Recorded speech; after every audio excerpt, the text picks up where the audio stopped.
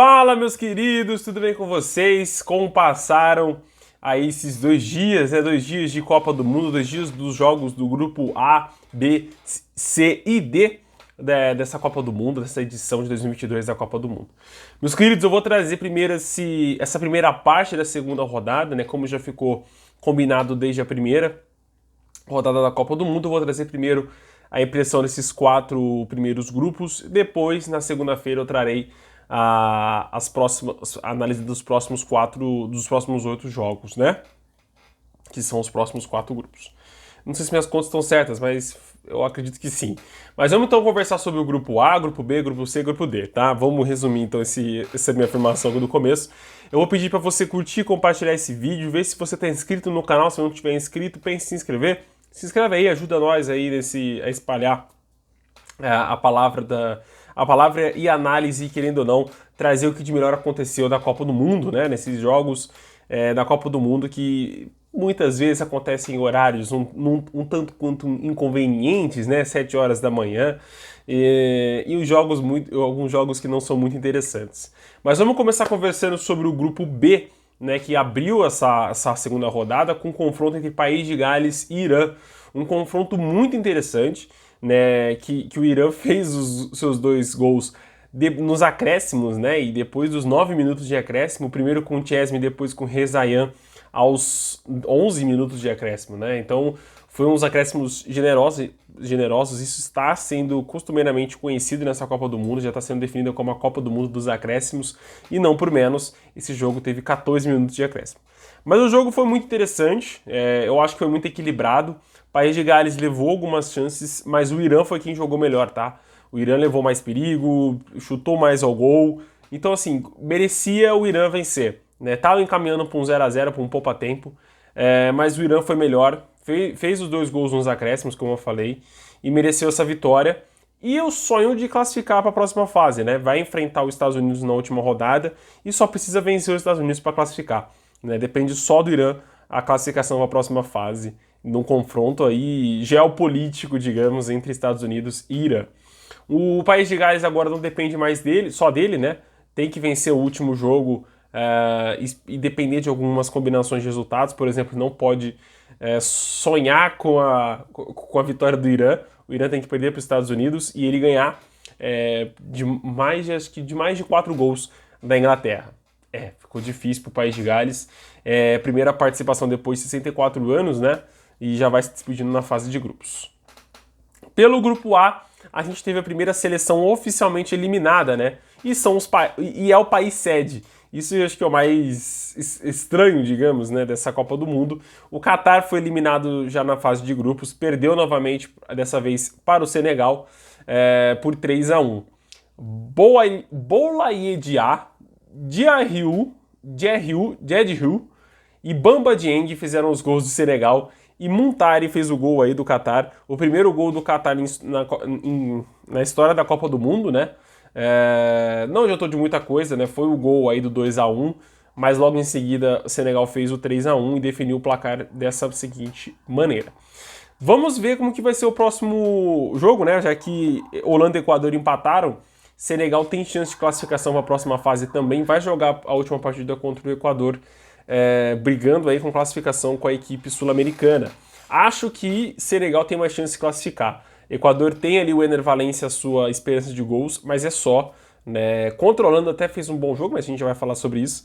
Mas eu acho que Senegal é uma boa equipe, é uma equipe muito interessante, mesmo sem Mané, tá com boas peças na frente, no sistema defensivo também tá muito bem postado ali as linhas de Senegal. Nessa partida, o goleiro Mendy foi bem, né? E o Koulibaly também jogou muito bem na zaga do Senegal. Então acho que essas peças no sistema defensivo vão fazer a diferença para o Senegal contra o Equador. Mas é futebol, tudo pode acontecer, inclusive o Equador empatar com a Holanda.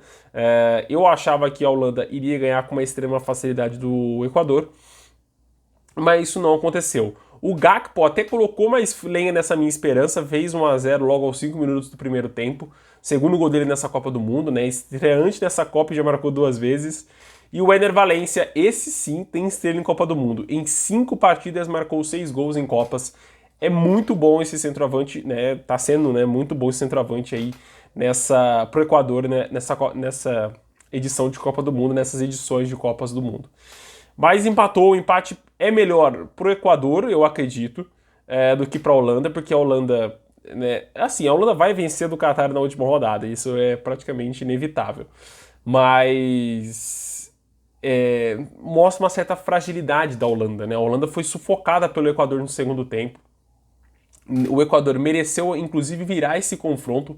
Não virou por conta da fragilidade da equipe, né? Não jogou tão...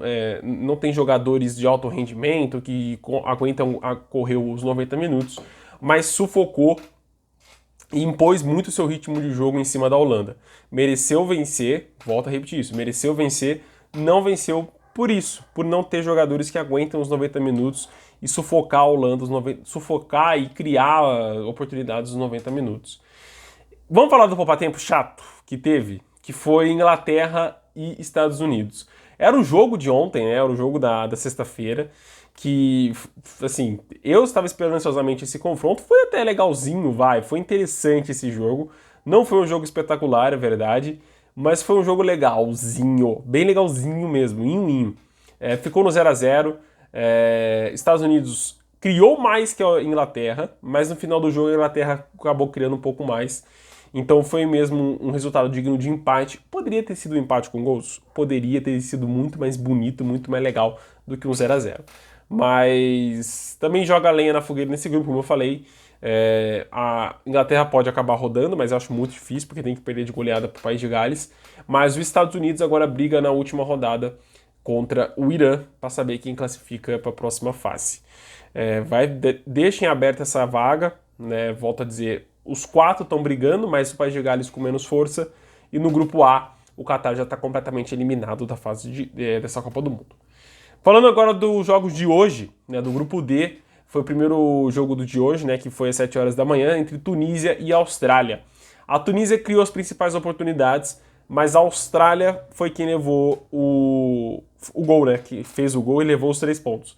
Duque fez logo aos 22 minutos do primeiro tempo, e aí, cara, a Austrália foi só controlando a partida mesmo, tomando uma pressão ali, outra aqui, explorando os contra-ataques, algumas outras oportunidades. Foi um jogo bem morno, acho que a Tunísia não conseguiu pressionar de uma maneira interessante, apesar de, nas poucas chances que teve, levou muito perigo ao gol da Austrália. Mas a Austrália soube dosar muito bem essas chances, foram 3, 4 oportunidades durante toda a partida. A Polônia surpreendeu no grupo C, né? Não muito por ter vencido a Arábia Saudita, mas você acha que por ter jogado bem o primeiro tempo, ter conseguido dominar a Arábia Saudita na primeira etapa e no segundo tempo ter conseguido construir aos poucos e aguentar a pressão da Arábia, que foi bem forte, quase merecendo inclusive virar esse confronto, assim como foi contra a Argentina, mas controlou bem as ações da Polônia. A Polônia controlou bem as ações da Arábia e no fim do jogo o Lewandowski aproveitou uma falha do defensor da Arábia e fez o 2-0, definiu o placar e fez o primeiro gol dele em Copas, né? Zielinski fez o primeiro gol e o Lewandowski fechou a parada aos 82 minutos do segundo tempo. O gol foi até bonito, tá? Foi um gol de centroavante bonito, eu gosto desses gols chapadinha assim, rasteirinha debaixo do goleiro. Foi muito bom essa vitória da Polônia, deixa viva a esperança dela de classificação para a próxima fase. É a atual líder do grupo C. A Arábia mantém os 3 pontos, precisa vencer o México na última rodada para classificar. Vamos ver como que vai ser o confronto da última rodada entre Polônia e Argentina. Né? A Argentina está na segunda colocação, né? A gente já vai falar também um pouquinho sobre ela. Eu tenho muita coisa para falar sobre a Argentina, mas a Polônia vence e não convence tanto. Acho que convence pelo primeiro tempo. Se repetir o futebol jogado na primeira etapa, tem grande chance de vencer a Argentina, tá? Outro jogo de hoje, às 1h da tarde, foi um jogaço entre França e Dinamarca. 2-1 para a França, 2 gols do Mbappé e um gol de Andreas Christensen para a Dinamarca.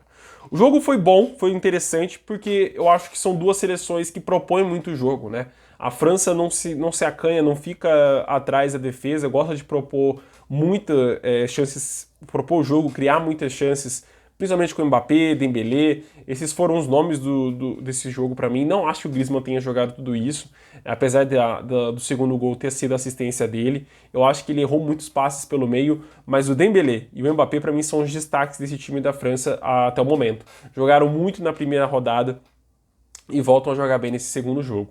estão carregando essa França nas costas. Vamos ver como vai ser no mata-mata. E a Dinamarca, cara, tá decepcionando. Empatou na primeira rodada contra a Tunísia, num jogo que era franco favorito para vencer. A Dinamarca, eu colocava a Dinamarca como classificando em segundo colocado desse grupo e fazendo um jogo duro com a França. Realmente fez um jogo duro com a França. O empate seria ter sido um resultado mais justo. Eu acho que as duas seleções criaram muito, mas a França tem um craque de bola e você não pode abandonar esse craque de bola dentro da área. E ele fez o segundo gol, fez o primeiro, fez o segundo gol, né? E definiu o placar assim para a França. A França já está classificada para a próxima fase. Vai definir questão de se vai classificar em primeiro ou segundo na última rodada, enfrentando a Tunísia, mas é muito próprio que vai vencer a Tunísia na última rodada, né? Obviamente. E a Dinamarca mantém a chance de classificação, né? Lembrando em conta que até a Tunísia tem chance de classificar nesse grupo, não está 100% eliminada também dessa fase. Mas a Dinamarca precisa vencer, fazer um saldo de gols muito interessante contra a Austrália, né? E tirar essa diferença de saldo de gols da Austrália. Tá com um pontinho só, a Austrália, se eu não me engano, tá com 3, né? Não, então nem precisa fazer saldo de gol, só mesmo vencer e já tá na próxima fase. Mas precisa vencer e convencer que isso não aconteceu até agora, né? Vamos falar do jogo de hoje, do jogo mesmo em si de hoje, que foi a Argentina vencendo o México por 2-0. Não estou feliz com esse resultado, o meu lado brasileiro, obviamente, não está feliz com esse resultado. Queria que a gente tivesse perdido e sido eliminado na primeira fase? Queria, né? Não vou negar pra vocês. Mas quem tem Messi tem um time inteiro, né? Foi como eu escrevi no Instagram. E foi isso que eu senti hoje assistindo esse jogo. A Argentina não criou muitas oportunidades, não jogou bem. Mais um jogo que a Argentina foi muito abaixo do esperado. Essa Copa do Mundo, eu não sei se é rendimento dos atletas, questão física, mas o time tá muito abaixo. Tá mal, tá? Tá mal. A Argentina tá mal nessa Copa do Mundo. Venceu o México por 2-0 porque o México tá muito pior que a Argentina. Né? O México não criou oportunidades, foi mesmo procurando um empate porque sabia das suas limitações. Começou o primeiro tempo, o México queria o 0-0, precisava do 0-0, ele precisava desse empate. Não podia correr riscos de tentar atacar e se expor muito atrás. Tanto que quem mais criou jogadas foi o Lozano e, se não me engano, o outro atacante, eu vou procurar aqui, mas o Lozano foi quem mais criou oportunidades nesse jogo, né? E assim, errou muitos passes, não tocava a bola, não tinha para quem tocar a bola. E no final das contas, o México, quando tomou 1-0, né, um belo gol do Messi, não foi um espaço criado por ele, tá? Foi simplesmente o zagueiro esqueceu de marcar o Messi, que é uma fatalidade. O Vega e Lozano jogaram sozinhos na frente e precisavam fazer chover, fazer milagre para tentar achar um gol para o México.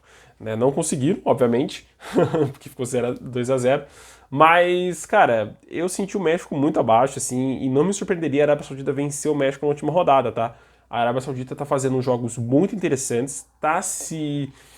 Como eu posso dizer assim? Tá se reconstruindo conforme o jogo vai acontecendo, né? Tá se reencontrando, tá jogando pra frente, tá entregando tudo dentro de campo, coisa que o México não tá fazendo, né? Não tem qualidade do meio de campo pra frente para criar jogadas.